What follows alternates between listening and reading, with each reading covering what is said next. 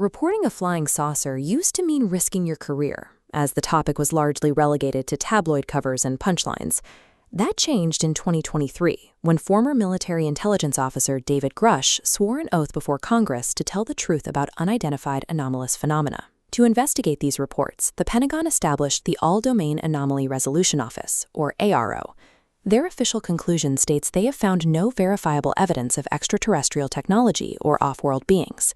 Yet ARO acknowledges that unidentified anomalous phenomena are real. These objects interact with military assets and present legitimate hazards to active flight paths. ARO receives hundreds of reports. Most filter out as noise, weather balloons, drones, windborne debris, and radar clutter, but a small fraction refuse to filter.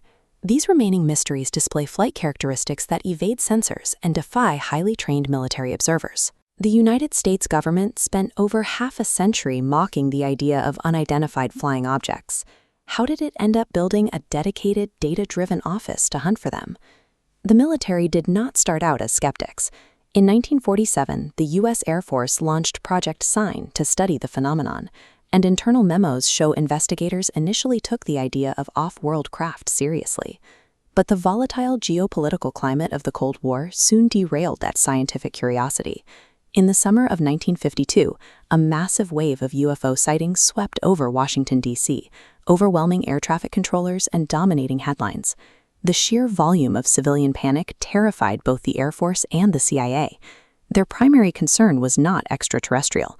Intelligence officials feared the Soviet Union could deliberately flood the United States with false flying saucer reports, generating enough mass hysteria and communication gridlock to mask a genuine sneak attack. In response, the CIA convened the Robertson Panel in 1953. Their directives were clear: stop studying the sightings, actively debunk them, strip their mystery, and calm the public. Belief in flying saucers was now treated as a national security vulnerability. This public relations strategy culminated in the 1968 Condon Report. That document concluded further study had zero scientific value, cementing a toxic stigma around the topic that persisted for decades. The public learned about a secret Pentagon initiative, the Advanced Aerospace Threat Identification Program. The reporting included leaked, classified video footage captured directly by Navy pilots. Advanced infrared cameras and multi-million-dollar targeting pods replaced the eyewitness accounts of the 1950s.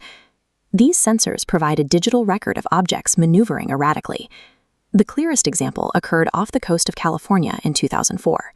Fighter pilots from the USS Nimitz Strike Group usually engaged a wingless craft, while multiple cutting-edge radar systems simultaneously recorded physical flight patterns that exceeded known aerodynamic limits. With hard sensor data piling up, the government adapted. NASA assembled an independent study team to evaluate the phenomena from a civilian science perspective, while Defense stood up ARO to centralize military reporting across air, sea, and space. The military transitioned to treating anomalous data as a critical blind spot in domain awareness. This shift prioritized scientific analysis over the public relations concerns that dominated the previous century. Once the stigma cracked, military personnel came forward. Sworn whistleblower testimonies alleging secret retrieval programs and frequent pilot encounters provided the testimony that finally ended decades of institutional silence. This pressure sparked an immediate legislative reaction. A bipartisan coalition, led by Senator Chuck Schumer, introduced the UAP Disclosure Act to mandate transparency and force the declassification of historical records. The legislation legally compels federal agencies to identify, review, and transfer their accumulated UAP files to a centralized public collection held at the National Archives. In response to this demand for transparency, ARO released a historical review. While the office denies the existence of secret extraterrestrial reverse engineering programs, the report acknowledges substantial historical blind spots and confirmed that unresolved incursions remain a persistent vulnerability.